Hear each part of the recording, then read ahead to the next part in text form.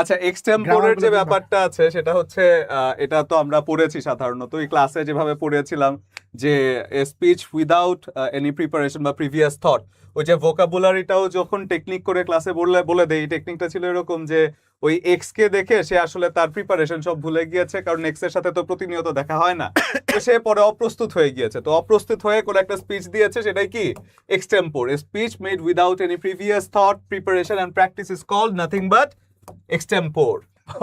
আমাদের সাজ্জাদ একটা ভয়ঙ্কর কথা বলছে আজকের প্রশ্ন দেখে মনে হয়েছে এটা বাঁশের তৈরি না, মানে কাগজগুলো বাঁশ দিয়ে তৈরি আপনি হয়। জাস্ট এটা কাগজ তৈরি কি দিয়ে? বাঁশ দিয়ে, তাই না? আসলে তো কাগজ দিয়ে তৈরি করে নাই, সে বলছে ডিরেক্ট বাঁশ দিয়ে তৈরি করে। যে ওই যে মেড অফ ব্যাম্বু না মেড ফ্রম ব্যাম্বু, এই নিয়মটা মনে করতে হবে যে এটা মেড অফ ব্যাম্বু হবে না মেড ফ্রম ব্যাম্বু হবে, কোনটা হবে বলে দেখি। সো ফ্রম, মেড ফ্রম, যেটা দিয়ে তৈরি ওটা যদি চেনা না যায় তাহলে হচ্ছে ফ্রম, আর যেটা দিয়ে তৈরি ওটা যদি চেনা যায় তাহলে হচ্ছে অফ। তাহলে মেড ফ্রম ব্যাম্বু, তাই না এটা? আর যদি বলে যে এই যে এটা কি বলে, যে কি বলে একটা কি বলে, এই যে টেবিলটা কি দিয়ে তৈরি? কাঠ দিয়ে তৈরি, তাই না?